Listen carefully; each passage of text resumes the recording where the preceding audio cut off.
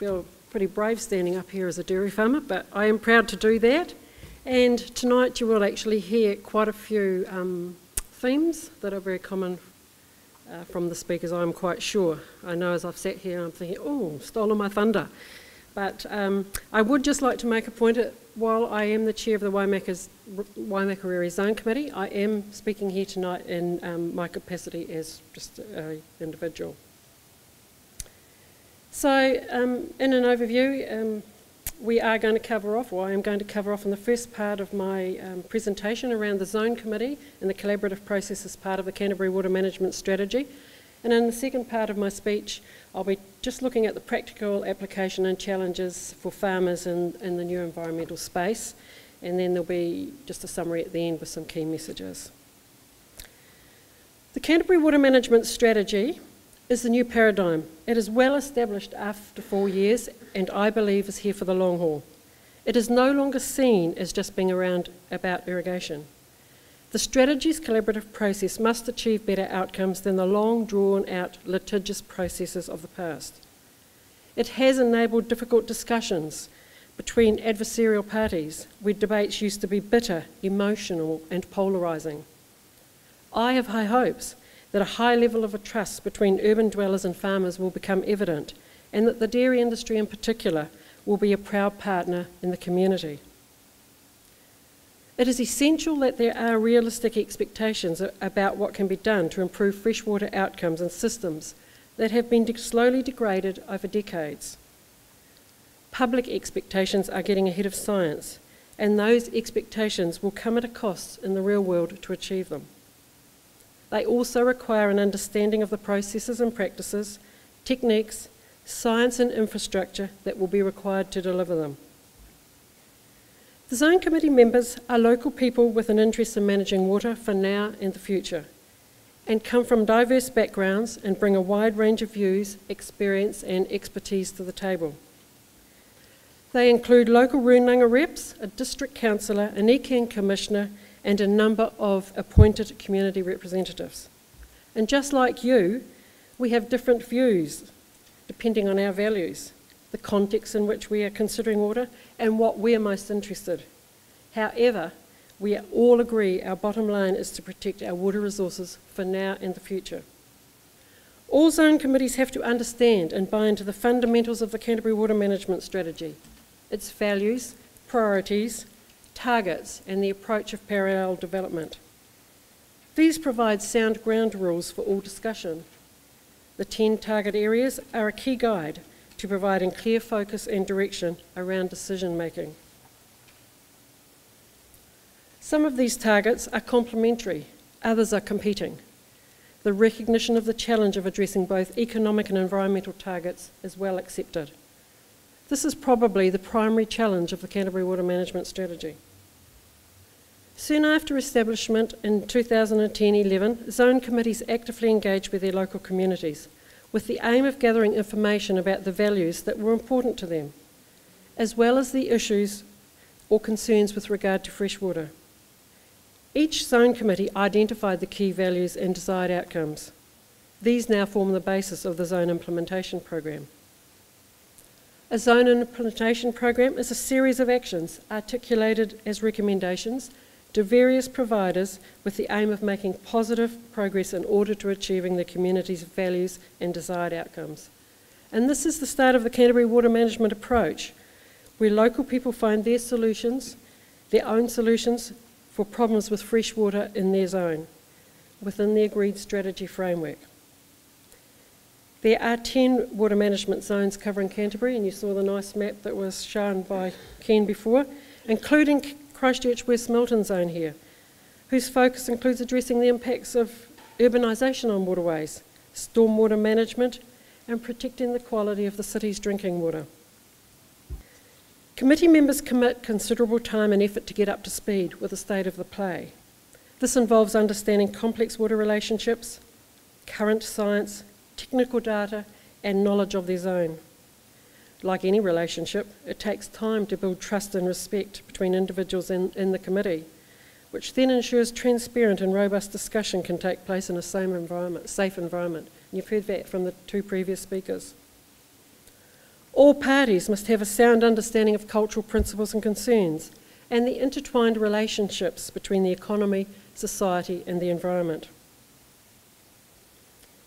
The Canterbury Water Management Strategy in the form of zone committees allows for a far greater opportunity for individuals and public to participate and be heard than previously.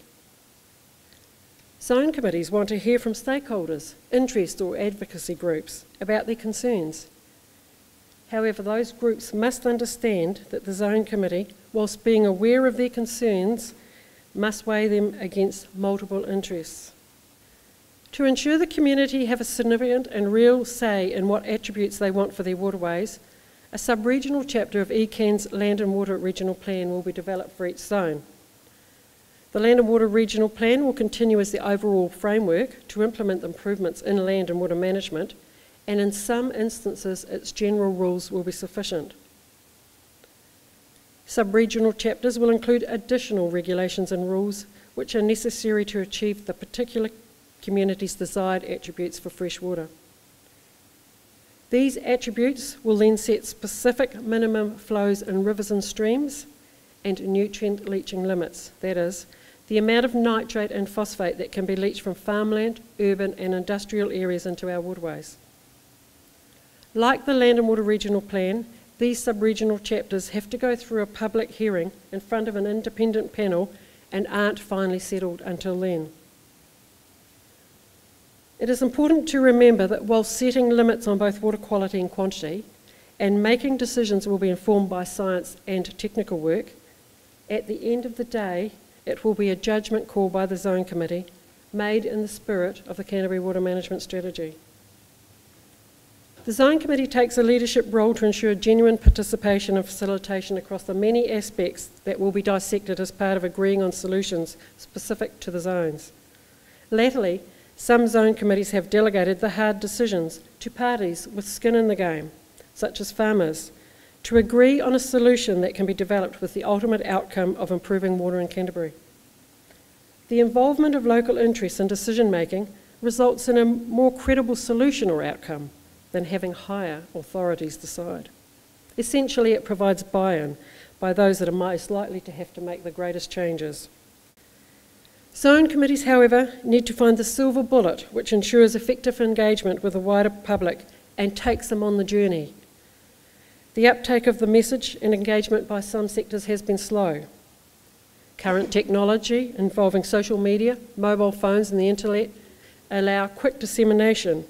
However, there is still a generation that still desire tangible information options, such as newsletters, pamphlets and face-to-face meetings. The challenge is to find the most effective way to share information in a way that is easy to understand and reaches everybody. Another challenge for zone committees is getting buy-in from both the public and stakeholders who have different views of the world and by nature want to protect their values. Yes, the collaborative process begins with listening and trying to understand others' points of view, but all these diverse groups must be at the table. This is not an easy option. It is often a long and torturous talkfest, as evidenced from Pat before. Often there is no argument about the outcome we want to see. It is more about the speed and the road we travel. Zone committees are playing their part in ensuring that all stakeholders have a good awareness and understanding of the Land and Water Regional Plan to ensure that they can contribute effectively to the sub-regional process. They are also encouraging and assisting the region's farmers to understand their obligations under the plan as it stands and develop and implement farm environment plans to help improve water quality. And I'll come back to farm environment plans later. The knowledge gaps within the zones have become apparent. Past minimal monitoring other than swimming areas results in some guesswork on the state of a number of our smaller streams and rivers and what may be the significant contributor to any degradation. Zone committees understand that dealing with nitrogen impacts will be particularly hard for farming businesses, and some tough decisions will have to be made by them. Nobody will be perfectly satisfied. However, finding sensible and fair solutions to advance targets, while also considering environmental, economic, social and cultural values, does seem a huge hurdle at times. Our focus around freshwater must be to keep talking and looking forward, not looking back and apportioning blame. It is only by all parties getting in the same room that enduring solutions which everyone can live with will be developed and implemented. Overall, I believe the Zone Committee model has been successful. It continues to be improved. It is supported by most stakeholders without question. It seems to be interested, it is seen to be interested in local freshwater issues and accessible to the community.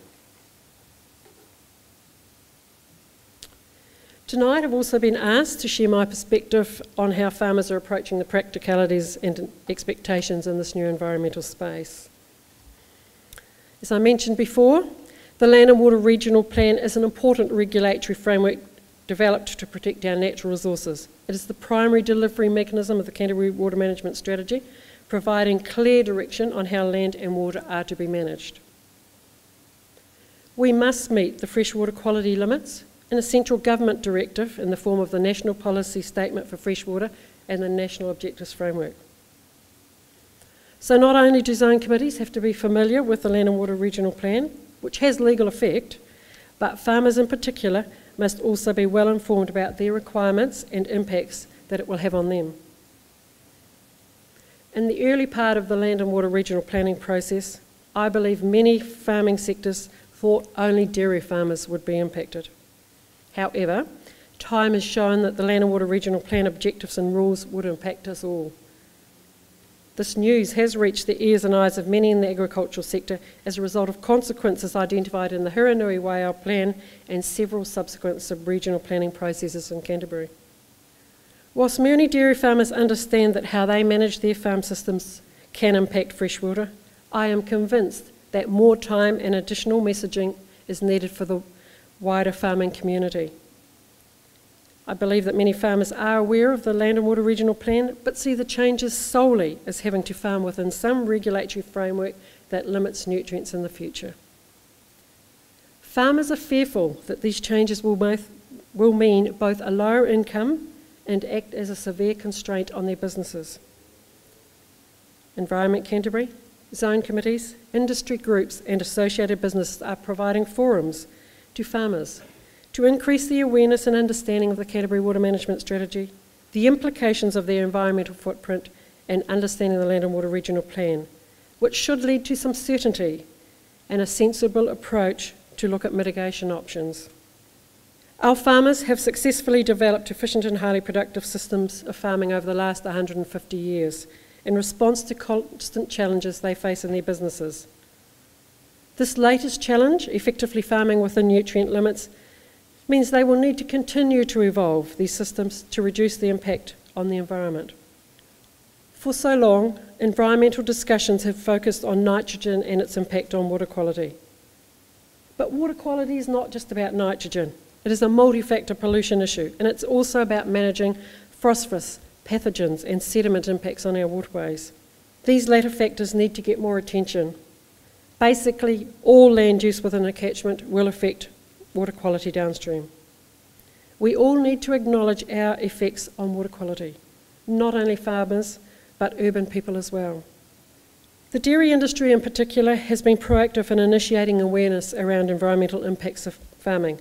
Milk supply conditions and stringent conditions on effluent management have highlighted the need to be responsible about managing our natural resources.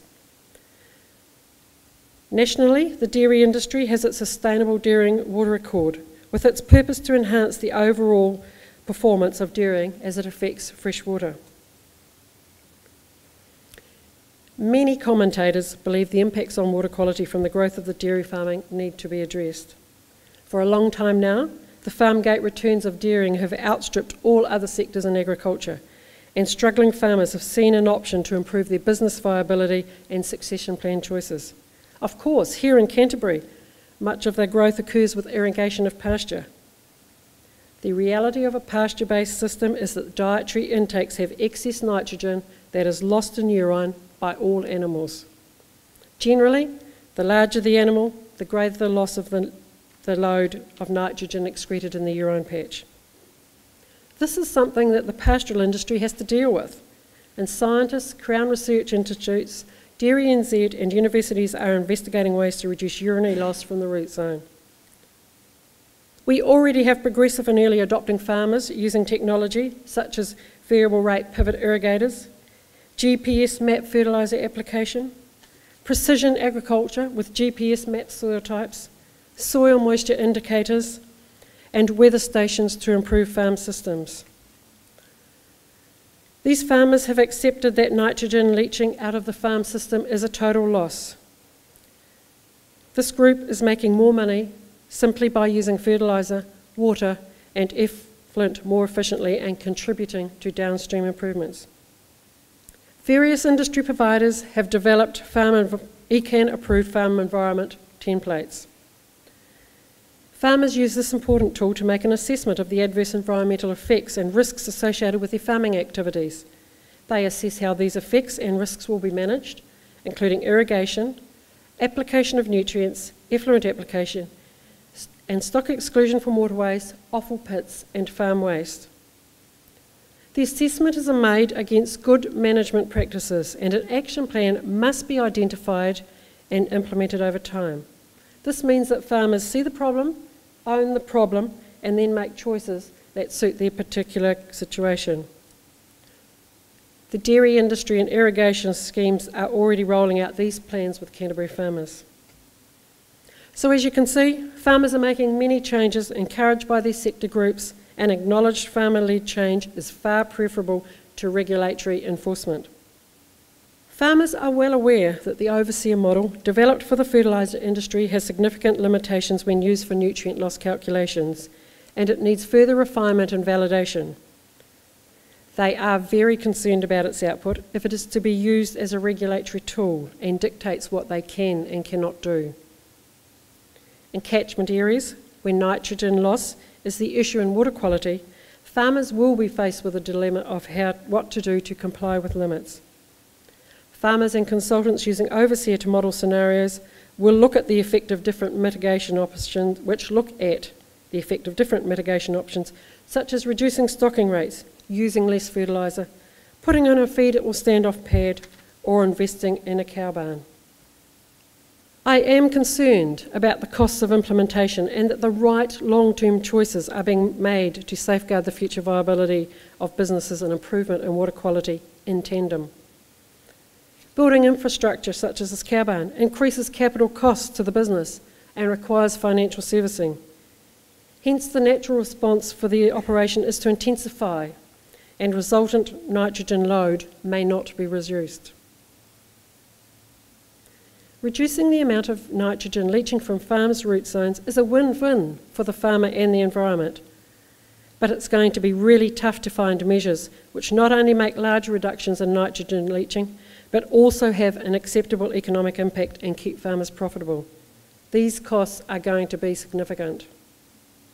There is a wide range of profitability between and within each agricultural sector, just like any other business. Those less profitable will be more constrained in their options, and this may mean slower progress to improvements. On the other hand, there are more cost-effective measures to deal with phosphorus, sedimentation and pathogens. Riparian planting, strategic use of wetlands and creating buffer zones for waterways by fencing can deliver big gains. Much of the improvement and changes to practices will come from a willingness by farmers to accept they are part of the problem and yet are also part of the solution. And this requires a massive change in mindset. Those farmers who have been farming for many, many years, doing the same thing which works, need convincing that tweaking the system could be beneficial. It takes time and trust to get farmers, who by their very nature are independent and self-reliant, to work collectively for the greater good of the catchment or water body. Farmers will respond to positive and greater appreciation and acceptance by the wider public of the challenges they face. However, I am concerned that attention on water quality quantity issues has been derailed by nutrient discharge allowance discussions, as farmers' self-interest focuses on equity and fairness issues. Sure, I agree, the detail of how to equitably distribute limited nutrients, especially N, is important, The challenge is how to get farmers to see the bigger picture and the ultimate goal. I believe it is important that more monitoring is done and the information recorded so water quality changes are tracked over time in the catchment. We need to provide evidence that the changes are having a positive effect, not only for the wider public, but farmers as well.